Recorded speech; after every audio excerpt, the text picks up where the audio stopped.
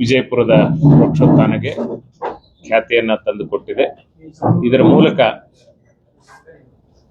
Sir please, Vijayapura ಇವತ್ತು ವೃಕ್ಷೋತ್ಥಾನದ ಮೂಲಕ ಕೇವಲ ವಿಜಯಪುರ ಅಲ್ಲ, ರಾಜ್ಯ ದಾಟಿ ಇವತ್ತು ಭಾರತದಲ್ಲಿನೇ ಒಂದು ವಿಶೇಷವಾದಂತಹ ಸ್ಥಾನ ಈ ಒಂದು ಸ್ಪರ್ಧೆ ಪಡಿತಾ ಇದೆ. ಏಕೆ ಅಂತಂದ್ರೆ ಟೈರ್ 3 ಸಿಟಿ ವಿಜಯಪುರದಂತಹ ಒಂದು ನಗರದಲ್ಲಿ,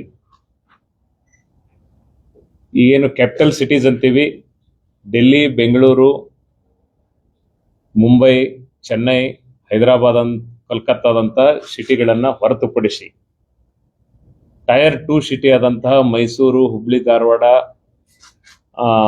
ಬೆಳಗಾವಿ ಅಥವಾ ಪುಣೆದಂತಹ ಟೈರ್ 2 ಸಿಟಿಗಳನ್ನು ಹೊರತುಪಡಿಸಿ ಟೈರ್ 3 ಅಂತಹ ಸಿಟಿಯಲ್ಲಿ ವಿಜಯಪುರದಲ್ಲಿ ಇವತ್ತು 20,000ಕ್ಕಿಂತಲೂ ಹೆಚ್ಚು ಜನ ಒಂದು ಉದ್ದೇಶಕ್ಕೋಸ್ಕರ, ಒಂದು ಕಾಸ್ಗೋಸ್ಕರ ತಾವು ಸ್ವಯಂ ಪ್ರೇರಣೆಯಿಂದ ಭಾಗವಹಿಸಿ ಇವತ್ತು ರಿಜಿಸ್ಟರ್ ಮಾಡಿಸಿಕೊಂಡಿರತಕ್ಕಂಥದ್ದು ಬಹುತೇಕ ವಿಜಯಪುರ ಜಿಲ್ಲೆಯ ಮತ್ತು ನಮ್ಮ ದೇಶದ ಇತಿಹಾಸದಲ್ಲಿ ಒಂದು ಓಟಕ್ಕಾಗಿ ದಾಖಲೆ ಪ್ರಮಾಣದಲ್ಲಿ ಇವತ್ತು ಜನ ಭಾಗವಹಿಸಿದ್ದಾರೆ. ಇದು ಒಂದು ಇತಿಹಾಸ ಆಗಿದೆ, ಇದೊಂದು ದಾಖಲೆ ಆಗಿದೆ ಅಂತ ಈ ಸಂದರ್ಭದಲ್ಲಿ ನಾನು ಈ ಒಂದು ಸಂತಸವನ್ನ ಹಂಚಿಕೊಳ್ಳಲಿಕ್ಕೆ ಇಷ್ಟಪಡ್ತೀನಿ.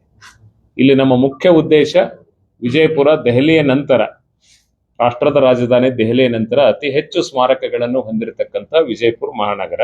ವಿಜಯಪುರ ನಗರದಲ್ಲಿ ಇರತಕ್ಕಂತಹ ಸ್ಮಾರಕಗಳನ್ನ ನಾವು ಹೆಚ್ಚು ಜನರಿಗೆ ಪರಿಚಯಿಸುವುದು, ಈ ಸ್ಮಾರಕಗಳತ್ತ ಜನರನ್ನ ಆಕರ್ಷಣೆ ಮಾಡ್ತಕ್ಕಂಥದ್ದು. ಇದರ ಮೂಲಕ ಇಲ್ಲಿ ಟೂರಿಸಂ ಬೆಳವಣಿಗೆ ಆಗಬೇಕು, ಇಲ್ಲಿನ ಜನರಿಗೆ ಉದ್ಯೋಗ ಸಿಗಬೇಕು, ಇಲ್ಲಿನ ಟಾಂಗಾವಾಲಾಗೆ, ಇಲ್ಲಿನ ರಿಕ್ಷಾವಾಲಾಗೆ, ಇಲ್ಲಿನ ಸೈಕಲ್ ರಿಕ್ಷಾದವರಿಗೆ, ಇಲ್ಲಿನ ಸಾಮಾನ್ಯ ಹೋಟೆಲ್ಗಳಿಗೆ ಹಿಡ್ಕೊಂಡು ದೊಡ್ಡ ಹೋಟೆಲ್ಗಳವರೆಗೆ ಎಲ್ಲ ಉದ್ದಿಮೆದಾರರಿಗೆ ಇಲ್ಲಿ ಅವಕಾಶ ಸಿಗಬೇಕಾದ್ರೆ ಬಿಜಾಪುರ ಟೂರಿಸಂ ಒಳ್ಳೆ ಸ್ಪಾಟ್ ಇದೆ. ಇದು ಹೆಚ್ಚು ಜನರಿಗೆ ಹೊರಗಡೆ ನಮ್ಗೆ ಗೊತ್ತಾಗ್ತಾ ಇಲ್ಲ. ನಾವು ಬೇರೆ ಎಲ್ಲೆಲ್ಲೂ ಹೋಗ್ತೀವಿ, ಬಿಜಾಪುರದಂತ ಜನರನ್ನ ಆಕರ್ಷಣೆ ಮಾಡಬೇಕು, ಬಿಜಾಪುರದ ಹೆರಿಟೇಜ್ ಅನ್ನ ನಾವು ರಕ್ಷಣೆ ಮಾಡಬೇಕು ಮತ್ತು ಅದನ್ನ ಮುಂದಿನ ಜನಕ್ಕೆ ತಿಳುವಳಿಕೆ ಕೊಡಬೇಕು ಅಂತಕ್ಕಂಥ ಒಂದು ಉದ್ದೇಶ.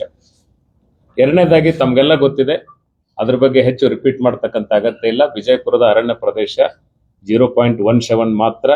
ಕಳೆದ 100 ವರ್ಷಗಳ ಬ್ರಿಟಿಷರ ಕಾಲದ ರೈನ್ಫಾಲ್ ಡಾಟಾ ನೋಡಿದ್ರೆ ಇಡೀ ಭಾರತದ ಅತ್ಯಂತ ಕಡಿಮೆ ಮಳೆ ಬೀಳ್ತಕ್ಕಂಥ 2 ಜಿಲ್ಲೆಗಳಲ್ಲಿ ಬಿಜಾಪುರ, ಒಂದು ರಾಜಸ್ಥಾನದ ಜೈಸಲ್ಮೇರ್, ಎರಡನೇದ್ದು ಕರ್ನಾಟಕದ ಬಿಜಾಪುರ, 2 ಜಿಲ್ಲೆಗಳು.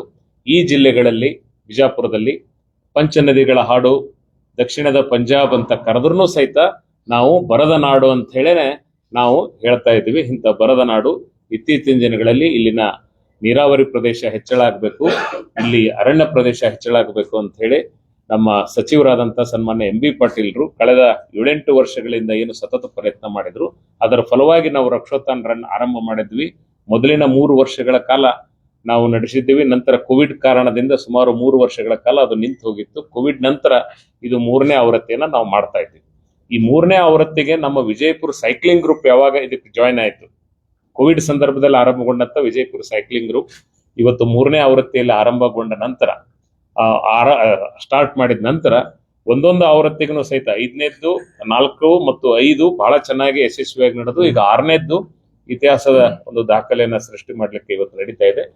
ಇದ್ರ ಜೊತೆಗೆ ನಾವು ಹೇಳಬೇಕಂತ ಮುಖ್ಯ ಉದ್ದೇಶ ಏನಂತಂದ್ರೆ ವೃಕ್ಷೋತ್ಥಾನ್ ಇದು ಕೇವಲ ಒಂದು ಓಟ ಅಲ್ಲ.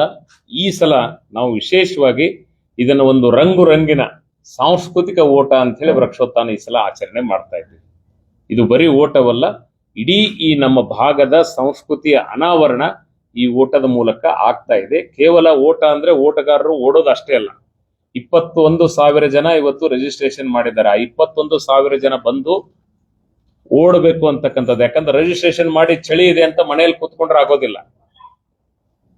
ಆ ಚಳಿಯನ್ನ ಬಿಟ್ಟು, ಈ ಮೈ ಚಳಿಯನ್ನ ಬಿಟ್ಟು ನಶಿಕ್ನಲ್ಲಿ ಎದ್ದು 6 ಗಂಟೆ ಒಳಗೆ ಇವರು ಅಂಬೇಡ್ಕರ್ ಸ್ಟೇಡಿಯಂ ಅಲ್ಲಿ ಬಂದು ಓಡಿದರೆ ಇವರು ಓಡಬೇಕು, ಜೊತೆಗೆ ಈ ಸಾಂಸ್ಕೃತಿಕ ವಾತಾವರಣನ ಅನುಭವಿಸಬೇಕು. ಇದ್ರ ಜೊತೆಗೆ ಬಿಜಾಪುರ ಜನರಿಗೆ ಮತ್ತು ಸುತ್ತಮುತ್ತಲು ನಾನು ವಿನಂತಿ ಮಾಡ್ಕೊಳ್ಳೋದೇನೆಂದ್ರೆ ಇದು ಕೇವಲ ಓಟವಲ್ಲ, ಓಟಗಾರದ ಒಂದು ಹಬ್ಬ ಆದ್ರೆ, ಓಟವನ್ನ ನೋಡೋದೇ ಒಂದು ಹಬ್ಬ ಆದ್ರೆ ಇದ್ರ ಜೊತೆಗೆ ನಾವೇನ್ ಕಲ್ಚರಲ್ ಆಕ್ಟಿವಿಟೀಸ್ ಅನ್ನ ಮಾಡ್ತಾ ಇದ್ದೀವಿ, ಬಿಜಾಪುರ ಜನ ಸ್ವಯಂ ಪ್ರೇರಿತರಾಗಿ ತಾವೇ ಮುಂದೆ ಬಂದು ಕಲ್ಚರಲ್ ಆಕ್ಟಿವಿಟೀಸ್ ಅನ್ನ ಇಲ್ಲಿ ಮಾಡ್ತಾ ಇದ್ದಾರೆ. ಇದು ಬಹಳ ಅದ್ಭುತವಾದಂತಹ ಕಲ್ಚರಲ್ ಫೆಸ್ಟಿವಲ್ ಇದು ಆಗ್ತಾ ಇದೆ. ಆ ಸಾಂಸ್ಕೃತಿಕ ಅನಾವರಣವನ್ನ ತಾವೆಲ್ಲ ಕಣ್ತುಂಬಿಸಿಕೊಳ್ಬೇಕು ಅಂತಕ್ಕಂಥದ್ದು ನಮ್ದು ವಿನಂತಿ ಆಗಿದೆ.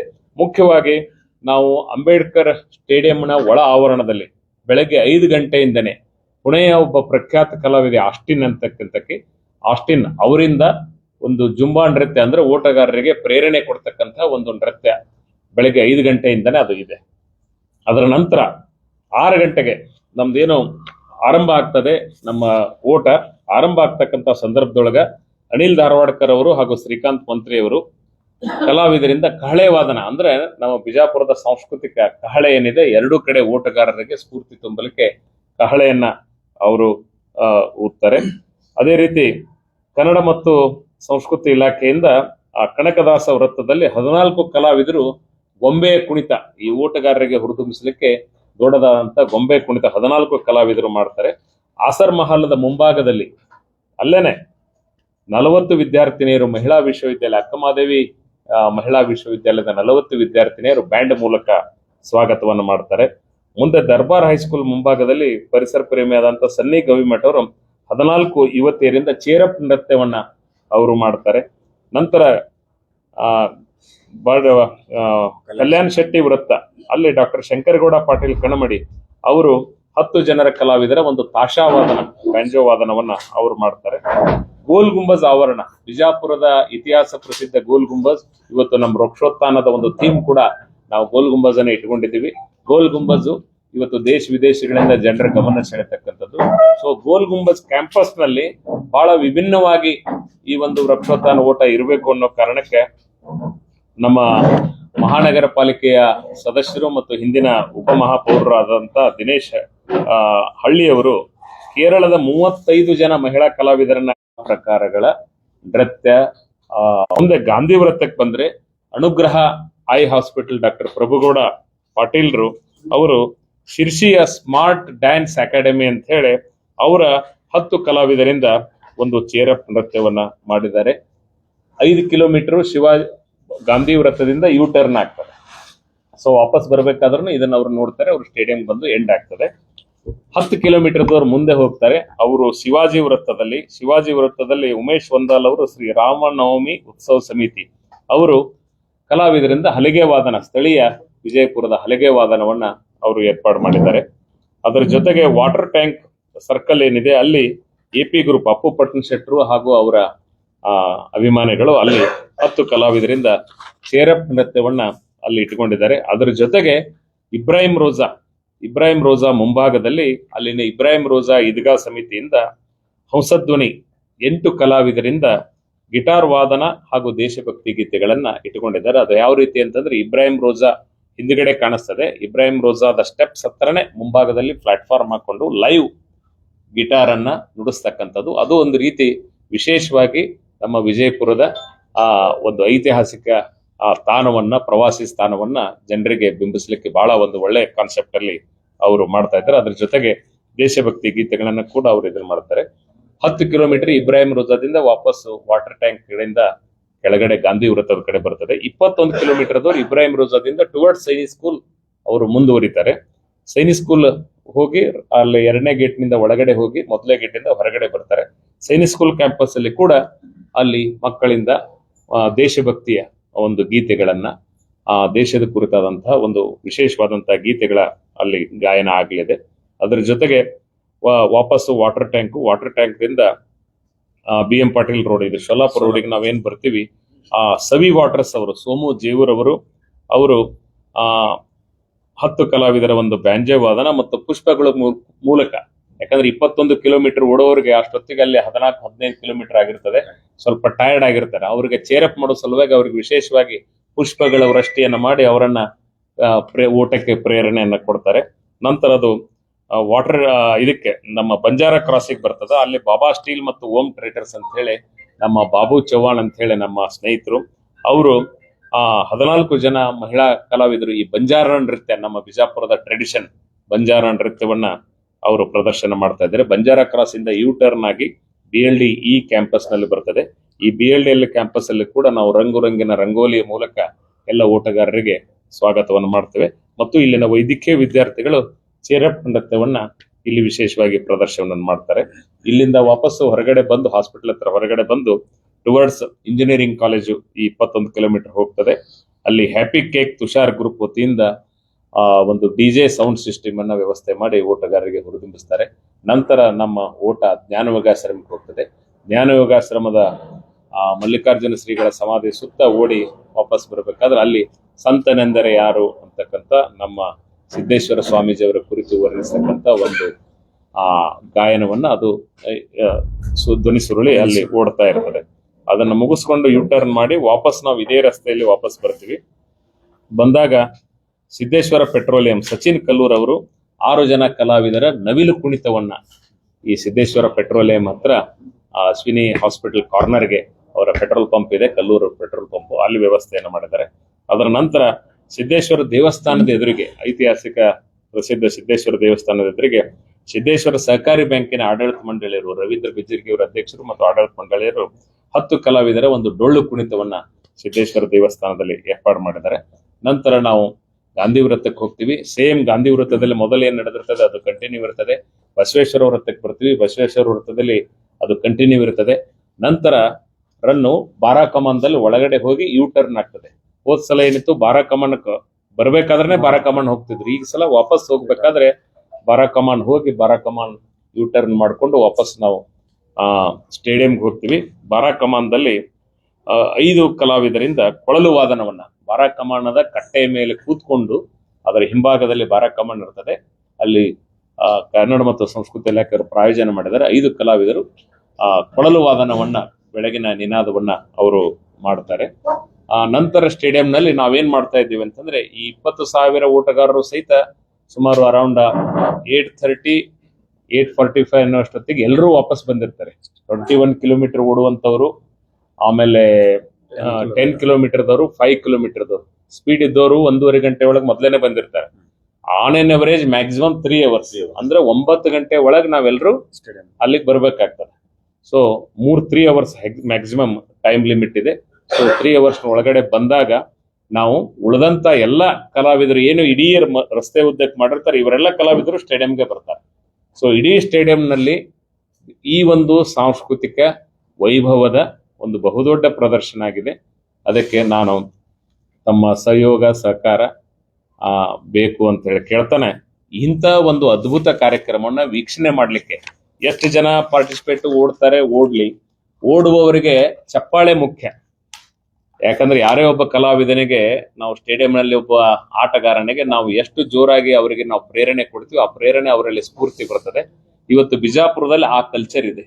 ಈಗೇನ್ ನಾನು ಇದುವರೆಗೂ ಹೇಳಿದ್ನಿ, ಇದನ್ನ ಎಲ್ಲವನ್ನೂ ಸಹಿತ ಸ್ಥಳೀಯರು ಸ್ವಯಂ ಪ್ರೇರಣೆಯಿಂದ ಈ ಓಟಗಾರರಿಗೆ ಪ್ರೇರಣೆ ಕೊಡ್ಲಿಕ್ಕೆ ಮಾಡಿದ್ದಾರೆ. ಇಂಥ ಒಂದು ಕಲ್ಚರ್ ಬಿಜಾಪುರದಲ್ಲಿ ಇರಲಿಲ್ಲ. ಈ ಕಲ್ಚರ್ ಇವತ್ತು ಡೆವಲಪ್ ಆಗಿದೆ. ಇದನ್ನ ನಾವು ಸ್ವಾಗತ ಮಾಡ್ತೀವಿ. ಇದಕ್ಕೆ ನಾವು ಜನರ ಸಹಭಾಗಿತ್ವಕ್ಕೆ ಅಭಿನಂದನೆ ಸಲ್ಲಿಸ್ತೀವಿ. ಇದು ಬಾಂಬೆದಲ್ಲಿ ಮಾತ್ರ ಇತ್ತು.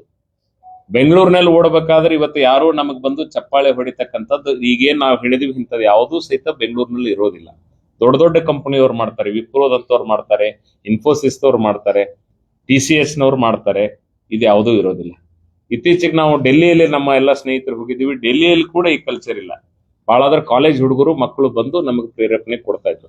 ಆದ್ರೆ ಬಾಂಬೆ ಎಲ್ಲಾ ಏರಿಯಾಗಳಲ್ಲಿ ನಾವು ಎಸ್ಪೆಷಲಿ ಈ ಬೀಚ್ ದಂಡೆಗೆ ಮತ್ತು ಅಂಬಾನಿಯವರು, ಮಂಗೇಶ್ಕರ್ ಅವರ ಮನೆ ಇರ್ತಕ್ಕಂಥ ಅವರ ಏರಿಯಾದಲ್ಲೇನೆ, ಆರ್ಥರ್ ರೋಡಲ್ಲೇನೆ ಈ ನಮ್ಮ ರನ್ ಹೋಗ್ತದೆ. 42 ಕಿಲೋಮೀಟರ್ದು, 21 ಕಿಲೋಮೀಟರ್ದು.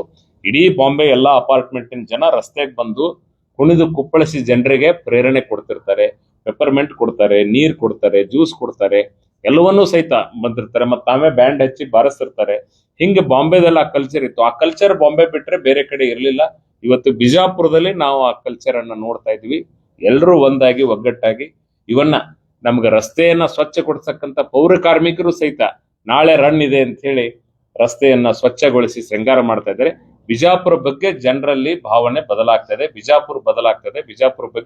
ಬಿಜಾಪುರ ಅಂತಂದ್ರೆ ಮೊದಲು ಏನಿತ್ತು, ಒಂದು ಬಿಜಾಪುರ ಅಂದ್ರೆ ನೀರಿಲ್ಲಾರ್ದ ಊರು, ಬಿಜಾಪುರ ಅಂದ್ರೆ ಧೂಳಾಪುರ ಅಂತಿತ್ತು. ನಿಮಗೆ ಗೊತ್ತಿರಬಹುದು, ನಾವು ಲಾಸ್ಟ್ ಇಯರ್ ಬಿಟ್ಟು ಅದರ ಹಿಂದಿನ ವರ್ಷ ಬಿಜಾಪುರದಲ್ಲಿ ಓಡ್ಬೇಕಾದ್ರೆ ಅಥಣಿ ರೋಡಲ್ಲಿ ಓಡ್ತಾ ಇದ್ವಿ. ನಮ್ ಬೆಳಗಾವ್ ಸ್ನೇಹಿತರು, ಏನ್ರಿ ಬಿಜಾಪುರ ಎಷ್ಟು ಚೆನ್ನಾಗಿದೆ, ನಾವು ಇಲ್ಲೇ ಬೇಕಾದ್ರೆ ಒಂದು ಸೈಟ್ ತಗೊಂಡ್ಬಿಡ್ತೀವಿ, ಕೊಡಿಸ್ಬಿಟ್ರಿ ಅಂತಂದ್ರು. ಅವತ್ತು ಇಲ್ಲಿ ಸ್ಟೇ ಇದ್ರು ಅವರು. ನೆಕ್ಸ್ಟ್ ಡೇ ನಾನು ಶೊಲ್ಲಾಪುರ ರೋಡ್ಗೆ, ಇದು ಬರಟಗಿ ರೋಡ್ಗೆ ಸಿದ್ದೇಶ್ವರ ಸ್ವಾಮಿಗಳು ವಾಕ್ ಮಾಡ್ತಕ್ಕಂಥ ರಸ್ತೆ ಕರ್ಕೊಂಡು ಹೋದೆ. ಅದನ್ನ ನೋಡಿ ಅವ್ರು ಎಮೋಷನಲಿ ಅಟ್ಯಾಚ್ಮೆಂಟ್ ಆಗಿ ನಮ್ಗೆ ಇಲ್ಲೇ ಸೈಟ್ ಬೇಕು ಅಂತ 10 ಜನ ಸ್ನೇಹಿತರು ಒಂದೇ ಕಡೆ ಬರಟಿಗೆ ರೋಡಿಗೆ ಸೈಟ್ ಬುಕ್ ಮಾಡಿದ್ರು. ಬಿಜಾಪುರದವರು ಬೆಳಗಾವಿಗೆ ಹೋಗಿ ಬೆಂಗಳೂರಿಗೆ ಹೋಗಿ ಸೈಟ್ ಬುಕ್ ಮಾಡಿ ಅಲ್ಲೇ ನೆಲೆಸ್ಬೇಕಂದವರು ಈಗ ಕಾಲ ಉಲ್ಟಾ ಆಗ್ತಾ ಇದೆ, ಜನ ಬಿಜಾಪುರ ಕಡೆ ಬರ್ತಾ ಇದ್ದಾರೆ. ಇಂತಹ ಒಂದು ಫೆಸ್ಟಿವಲ್ ಇದು. This is A sports and cultural festival. ಜೊತೆಗೆ ಒಂದು ಒಳ್ಳೆ ಕಾಜ್, ಒಂದು ಪರಿಸರ ರಕ್ಷಣೆ, ಪರಿಸರ ಬೆಳಿಬೇಕು, ಜೊತೆಗೆ ನಮ್ಮ ಬಿಜಾಪುರದ ಹೆರಿಟೇಜ್ ಉಳಿಬೇಕು. ಇದನ್ನ ಹೆಚ್ಚು ಜನ ಪ್ರವಾಸಿಗರು ಬರ್ಬೇಕಂತಕ್ಕಂಥ ದೃಷ್ಟಿಯೊಳಗೆ ಈ ಒಂದು ರನ್ ಅನ್ನ ಆಯೋಜನೆ ಮಾಡ್ತಾ ಇದ್ದೇವೆ. ಈ ವರ್ಷ ಬಹಳ ದೊಡ್ಡ ಪ್ರಮಾಣದಲ್ಲಿದೆ. ಅದಕ್ಕೆ ಹೆಚ್ಚು ಜನ ಬಿಜಾಪುರದ ನಾಗರಿಕರು ಮನೆಯಲ್ಲಿ ಕೂಡದಾರ್ದೇ 21 ಕಿಲೋಮೀಟರ್ ರಸ್ತೆಯನ್ನ ನಾನು ಹೇಳಿದೆ, ಎಡ ಮತ್ತು ಬಲ ಬದಿಯಲ್ಲಿ ನಿಂತು ಈ ಓಟಗಾರರಿಗೆ ಪ್ರೇರಣೆ ತುಂಬಬೇಕು. ಜೊತೆಗೆ ಇದನ್ನ ಯಾರು ನೋಡ್ತಾರೆ, ಓಟವನ್ನು ಓಡೋರು ನೋಡಿದ್ರೆ ನೆಕ್ಸ್ಟ್ ಇಯರ್ ಅವರು ಪಾರ್ಟಿಸಿಪೇಟ್ ಮಾಡ್ತಾರೆ. ಯಾಕಂದ್ರೆ ಓಡುವಂತದ್ದು ಬಹಳ ಇಂಪಾರ್ಟೆಂಟ್ ಇದೆ. ಸ್ಪೋರ್ಟ್ಸ್ ಇವತ್ತು ನೋಡ್ತೀವಿ ಬಿಜಾಪುರದ ಇವತ್ತಿನ ಇಷ್ಟು ಜನಸಂಖ್ಯೆಯಲ್ಲಿ ನಾವು ನೋಡ್ತೀವಿ ಎಷ್ಟು ಜನ ಅಂತಂದ್ರೆ ಬೆಳಗಿನ ಟೈಮ್ ನಾವು ತೆಗೆದ್ರೆ ಬೆಳಗಿನ ನಾವು 6 to 8 ಅವರ್ಸ್ ನೋಡಿದ್ರೆ ಹೆಚ್ಚು ಜನ ನಿವೃತ್ತ ನೌಕರರು ವಾಕಿಂಗ್ ಮಾಡ್ತಿರ್ತಾರೆ. ಯುವಕರು ಯಾರು ಹೆಚ್ಚು ಜನ ಬರೋದಿಲ್ಲ. ಕೆಲವು ಜನ ಒಂದಿಷ್ಟು ಜಿಮ್ಗಳಿಗೆ ಬರ್ತಾರೆ, ಕೆಲವು ಜನ ಗ್ರೌಂಡ್ಗಳಿಗೆ ಬರ್ತಾರೆ. ಉಳಿದಂತವರು ಮಧ್ಯರಾತ್ರಿವರೆಗೂ ಬೇರೆ ಬೇರೆ ಕಡೆ ಇರ್ತಾರೆ. ಮಾವ, ತಂಬಾಕು, ಗುಟ್ಕಾ, ನಿಶಾದಲ್ಲಿ ಮುಳುಗಿದ್ದಾರೆ. ಅವರು ಅದರಿಂದ ಹೊರಗಡೆ ಬರಬೇಕು. ಹೊರಗಡೆ ಬರಬೇಕಾದ್ರೆ ನಮ್ಮ ಬೆಳಿಗ್ಗೆ ಎದ್ದು ನಾವು ಬಿಜಾಪುರ ನೋಡಿದ್ರೆ ನೂರಾರು ಜನ ಎಲ್ಲ ರಸ್ತೆಯಲ್ಲಿ ಓಡ್ತಾ ಇರಬೇಕು, ವಾಕಿಂಗ್ ಮಾಡ್ತಾ ಇರಬೇಕು, ಸೈಕ್ಲಿಂಗ್ ಮಾಡ್ತಾ ಇರಬೇಕು, ಅಥವಾ ಬೇರೆ ಯಾವುದೋ ಎಕ್ಸಸೈಸ್, ಓಟನೇ ಅಂತಲ್ಲ, ಎನಿ ಎಕ್ಸಸೈಸ್ ಫಾರ್ಮ್ಯಾಟ್ ಒಳಗೆ ಅವ್ರು ಕೆಲಸ ಮಾಡ್ತಿದ್ರೆ, ಬೆವರು ಸುರಿಸಿದ್ರೆ ಅವರ ಆರೋಗ್ಯ ಗಟ್ಟಿಯಾಗಿರ್ತದೆ. ನಮ್ಮ ವಿನಂತಿ ಏನಂತಂದ್ರೆ ಇದ್ರ ಮೂಲಕ ಜನ ಹೆಚ್ಚು ಯುವಕರು ಹೊರಗಡೆ ಬರಬೇಕು. ವಾಕಿಂಗ್ ಅಂದ್ರೆ ಬರೀ ನಿವೃತ್ತ ನೌಕರರಿಗಾಗಿದೆ, ಯಾರು ಯುವಕರು ಹೊರಗಡೆ ಬರ್ತಾ ಇಲ್ಲ. ಎಲ್ಲರೂ ಚಟಗಳಲ್ಲಿ ಮುಳುಗಿದ್ದಾರೆ, ಅವ್ರು ಹೊರಗಡೆ ಬರಬೇಕು. ಈ ಓಟ ಒಂದು ಪ್ರೇರಣೆ. ಅದಕ್ಕಾಗಿನೇ ನಮ್ಮ ಸಚಿವ ಎಂ ಬಿ ಪಾಟೀಲ್ರು ವಿಶೇಷ ಆಸಕ್ತಿ ವಹಿಸಿ ಮೊನ್ನೆ ಮೀಟಿಂಗ್ ಅಲ್ಲಿ ಹೇಳಿದ್ರು, ನೀವು ಮಕ್ಕಳಿಗಾಗಿ ಊಟ ಮಾಡ್ರಿ ಅಂತ. ನಾವು 5ನೇ ತಾರೀಕು pre event 5th Friday morning ಮಕ್ಕಳಿಗಾಗಿ ಊಟ ಇಟ್ಕೊಂಡಿದ್ವಿ. ಮಕ್ಕಳಿಗಾಗಿ ಒಳ್ಳೆ ಪ್ರೈಸ್ ಅನ್ನ ಕೂಡ ಇಟ್ಟಿದ್ವಿ. ಫಸ್ಟ್ ಪ್ರೈಸ್ 10,000, ಯಾಕಂದ್ರೆ ಮಕ್ಕಳಿಗೆ ಒಂದು ಪ್ರೇರಣೆ ಬರಬೇಕು ಅಂತ. ಈಗ ನಾ ಕೇಳ್ತಾ ಇದ್ದೀನಿ, ಬಿಜಾಪುರದ ಎಲ್ಲಾ ಶಾಲೆಗಳಲ್ಲಿ ಮಕ್ಕಳು ಈಗಾಗಲೇ ಶೂಗಳನ್ನ ಹಾಕೊಂಡು ಓಟದ ಪ್ರಾಕ್ಟೀಸ್ ಅನ್ನ ಆರಂಭ ಮಾಡಿದ್ದಾರೆ. ಇದು ಮುಂದುವರೆದರೆ ಆ ಮಕ್ಕಳು ಒಳ್ಳೆ ಸ್ಪೋರ್ಟ್ಸ್ ಮ್ಯಾನ್ ಆಗಿ ಬೆಳೀತಾರೆ. ಅದರ ಜೊತೆಗೆ ಬಹಳ ಮುಖ್ಯವಾಗಿ ಈ ಸಲ ನಾವು ಪ್ರೀ ಇವೆಂಟ್ ಹಿಂದಿನ ದಿನ 6ನೇ ತಾರೀಕು ಇಡೀ ದಿನ ಬೆಳಗ್ಗೆ 10ರಿಂದ ಸಂಜೆ 6ರವರೆಗೆ 4 ಗೋಷ್ಠಿಗಳನ್ನ ನಾವು ಮಾಡಿದೀವಿ. 4 ವಿಶೇಷವಾದಂತಹ ಗೋಷ್ಠಿಗಳಿದ್ದಾವೆ. ಅದು ಆಗ್ಲೇ ತಮಗೆ ಮಾಧ್ಯಮಕ್ಕೆ ನಾವು ತಿಳಿಸಿದೀವಿ. ಒಂದು ವಿಜಯಪುರದ ಫಸ್ಟ್ ವಿಜಯಪುರದ ಹೆರಿಟೇಜ್ ಬಗ್ಗೆ, ಇದರಲ್ಲಿ ಮುಖ್ಯವಾಗಿ ವಿಜಯಪುರದ ಹೆರಿಟೇಜ್ ಬಗ್ಗೆ ನಾವು ಬೆಳಗಿನ ಗೋಷ್ಠಿಯನ್ನು ಏರ್ಪಾಡು ಮಾಡಿದೀವಿ. ಆದಿಲ್ ಶಾಹಿಗಳ ಪೂರ್ವದ ಇತಿಹಾಸ ಮತ್ತು ಸಂಸ್ಕೃತಿ, ಅದರ ಬಗ್ಗೆ ಗೋಷ್ಠಿ ಇದೆ. ಆನಂದ್ ಕುಲಕರ್ಣಿ ಅವರು ಮಾತಾಡ್ತಾರೆ. ಆದಿಲ್ ಶಾಹಿ ಅವರ ಅವಧಿಯಲ್ಲಿನ ನಮ್ಮ ಸಂಸ್ಕೃತಿ ಯಾವ ರೀತಿ ಇತ್ತಂತದನ್ನ ಕೃಷ್ಣ ಕೊಲ್ಲಾರ್ ಕುಲಕರ್ಣಿ ಅವರು ಮಾಡ್ತಾರೆ. ವಿಜಯಪುರದ ಸ್ಮಾರಕಗಳ ವಿಶೇಷತೆ ಏನಿದೆ ಅದನ್ನ ನಮ್ಮ ಆರ್ಕಿಯಾಲಜಿಕಲ್ ಸರ್ವೆ ಆಫ್ ಇಂಡಿಯಾದ ಧಾರವಾಡ ಸರ್ಕಲ್ನ ಸೂಪರಿಂಟೆಂಡೆಂಟ್ ಆದ ರಮೇಶ್ ಮೂಲಿಮನಿ ಅವರು ಮಾತಾಡ್ತಾರೆ. ನಮ್ಮ ಸ್ಮಾರಕಗಳ ಸಂರಕ್ಷಕರಾದ ಅಮೀನುದ್ದೀನ್ ಹುಲ್ಲೂರ್ ಅವರು ಈ ಗೋಷ್ಠಿಗಳನ್ನ ನಡೆಸಿಕೊಡ್ತಾರೆ. ಮಧ್ಯಾಹ್ನ 12ರಿಂದ 1:30ರವರೆಗೆ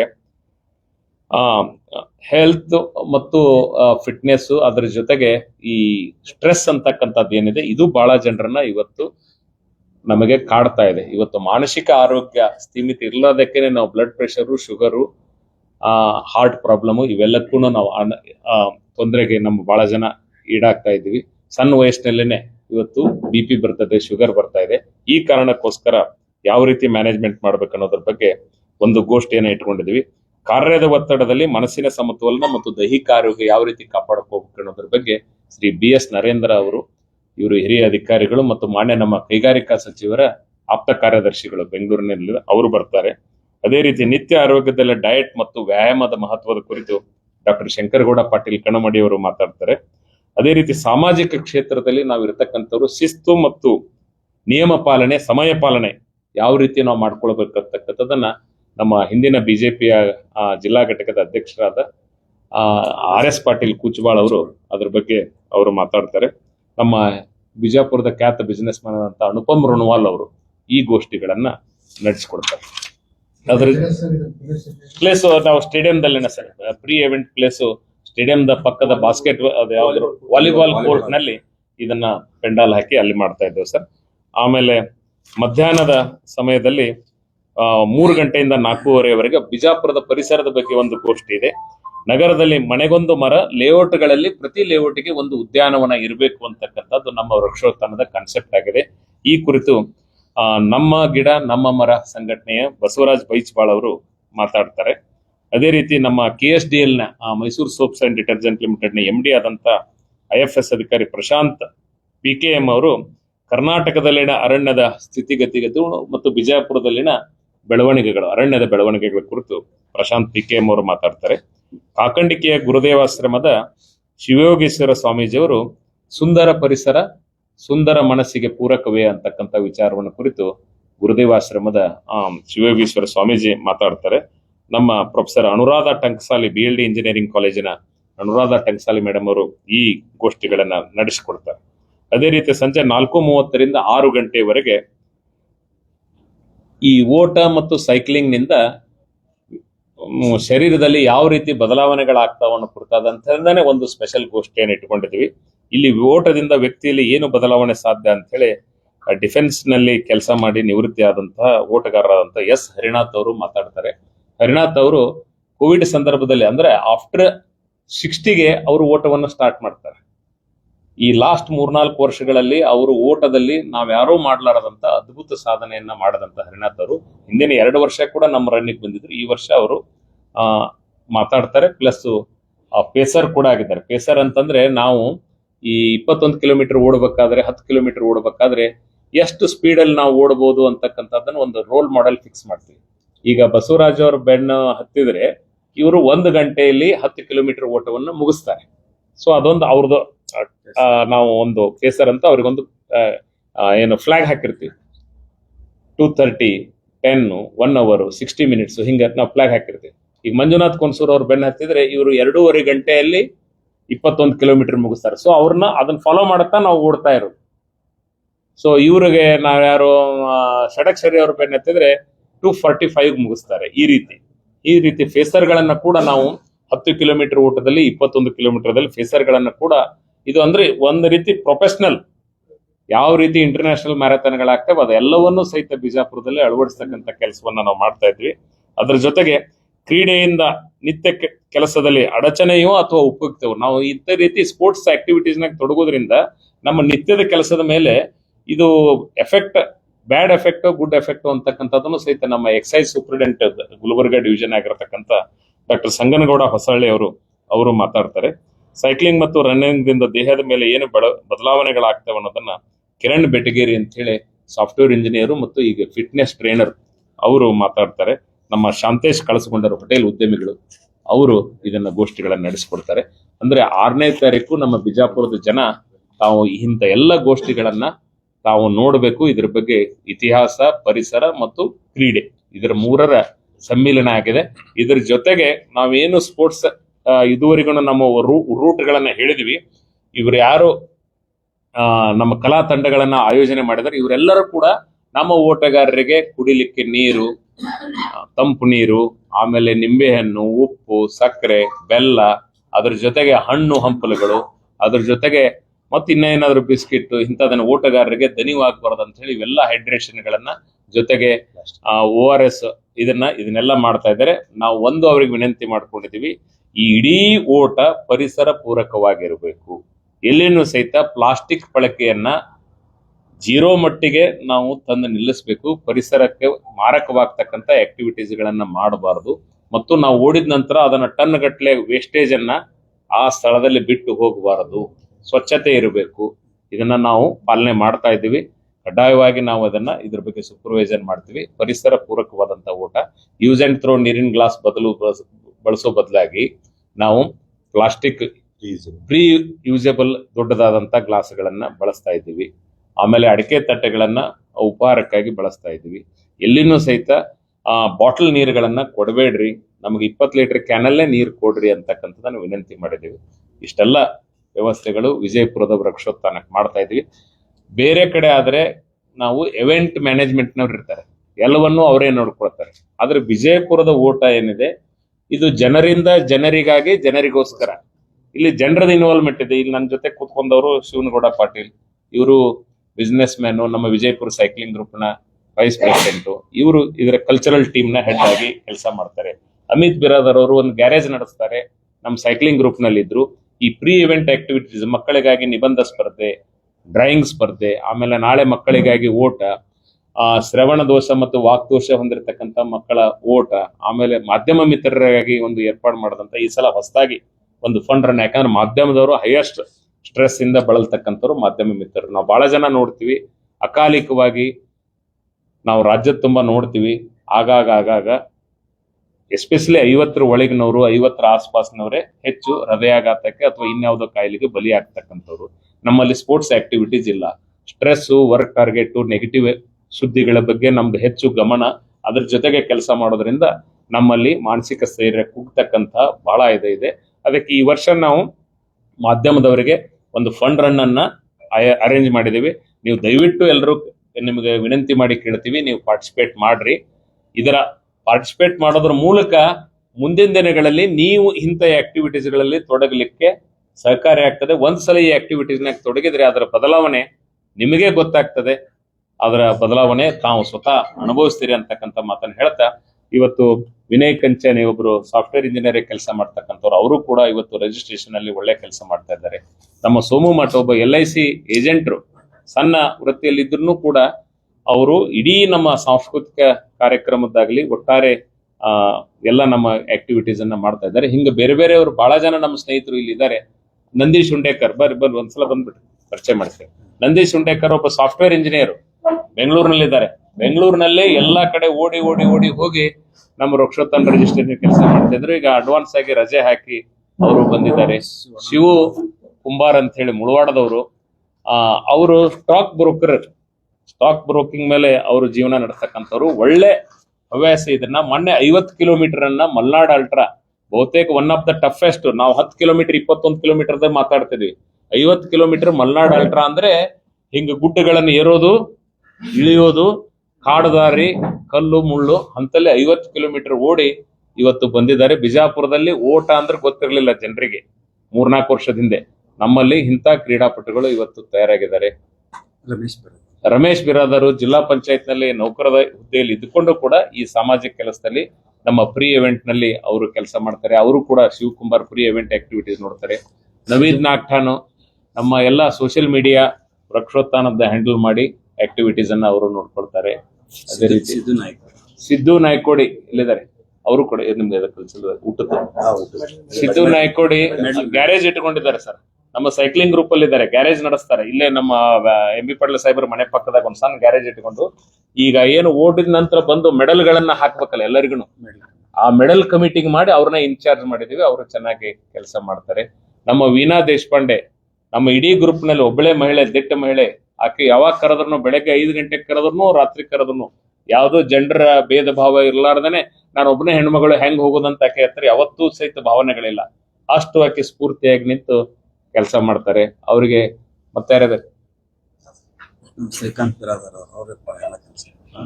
ಶ್ರೀಕಾಂತ್ ಹಡಲ್ಗೇರಿ ನಮ್ಮ ಸಹಾಯಕರು ಮತ್ತು ನಮ್ಮ ಇಡೀ ವೃಕ್ಷೋತ್ಥಾನದ ಎಲ್ಲವನ್ನು ಸಹಿತ ನೋಡ್ಕೊಳ್ತಾರೆ. ಮಹೇಶ್ ಶೆಟ್ಟಿಗಾರ್ ಅವರು ಮೀಡಿಯಾದ ನೋಡ್ಕೊಳ್ತಿದ್ರು, ಅವ್ರ ಸ್ನೇಹಿತರು ತೀರೋಗಿದ್ರು ಅಂತ ಬಂದಿಲ್ಲ. ಸೊ ಒಟ್ಟು ಅಂದ್ರೆ ಇದು ಎಲ್ಲರೂ ಸಹಿತ ನಾವು ಒಟ್ಟಾಗಿ ಒಗ್ಗಟ್ಟಾಗಿ ಈ ಒಂದು ಕಾಜ್ಗೋಸ್ಕರ ಇದನ್ನ ಮಾಡ್ತಾ ಇದ್ವಿ. ನಮ್ದು ವಿಚಾರ ಇಷ್ಟೇ ಇದೆ, ಇದು ಮುಂದಿನ ದಿನಗಳಲ್ಲಿ ಇನ್ನೂ ಹೆಚ್ಚು ಬೆಳಿಬೇಕು. ಯಾಕಂತಂದ್ರೆ ನಾವ್ಯಾರು ಪರ್ಮನೆಂಟ್ ಅಲ್ಲ, ನಾವು ಇವತ್ತಿರ್ತೀವಿ, ನಾಳೆ ಇದನ್ನ ಮಾಡ್ತೀವಿ. ಇಂಥ ಜನ ಹೊಸದಾಗಿ ಈ ವರ್ಷ ಇವ್ರು ಬಂದು ಸೇರಿದ್ರು ನಮ್ಗೆ. ಯಾರು? ವಿನಯ್ ಕಂಚಾನಿ, ಶಿವಹಳ್ಳಿ ಅವರು ಬಂದು ಸೇರಿದ್ರು ಈ ವರ್ಷ. ಅಮನ್ ಕೆರೂರು ನಮ್ಮ ಸೋಷಿಯಲ್ ಮೀಡಿಯಾದು ಬಿಜಾಪುರದಲ್ಲಿ ಎಂತ ಅದ್ಭುತ ಕ್ಯಾಮ್ರಾ ಕೈ ಚಳಕ ಇದೆ ಅಂತಂದ್ರೆ ನಾವು ಎಲ್ಲೋ ಬಾಲಿವುಡ್ ಹಾಲಿವುಡ್ದವ್ರು ನೋಡ್ತಿದ್ವಿ ಮೊದಲ. ಅಮನ್ ಕೆಳೂರ್ ಅಂತ ಒಬ್ಬ ಸಾಮಾನ್ಯ ತನ್ನ ಮೊಬೈಲ್ ಹಿಡ್ಕೊಂಡು ಎಷ್ಟು ಚೆನ್ನಾಗಿ ಅವರು ಕ್ರಿಯೇಟಿವ್ ಮಾಡ್ತಾರಂತಂದ್ರೆ ನಮಗೆ ವಿಶೇಷವಾದಂತ ಇಂಥ ಎಲ್ಲ ಪ್ರತಿಭೆಗಳು ಈ ವೃಕ್ಷೋತ್ಥಾನದಲ್ಲಿ ಕೂಡ್ಕೊಂಡಿವೆ. ಇವ್ರು ಯಾರು ಕೂಡ ದುಡ್ಡುಗೋಸ್ಕರ ಅಲ್ಲ, ತಮ್ಮ ಸಮಯ, ಶ್ರಮ, ತನು ಮನ ಧನದಿಂದ ಇದ್ರಾಗ ಇನ್ವಾಲ್ವ್ಮೆಂಟ್ ಆಗಿ ಕೆಲಸವನ್ನು ಮಾಡ್ತಾ ಇದ್ದೇವೆ. ತಮ್ಮ ಸಪೋರ್ಟ್ ಬೇಕು ಅಂತ ಹೇಳಿ ವಿನಂತಿ ಮಾಡ್ತೇವೆ. Thank you.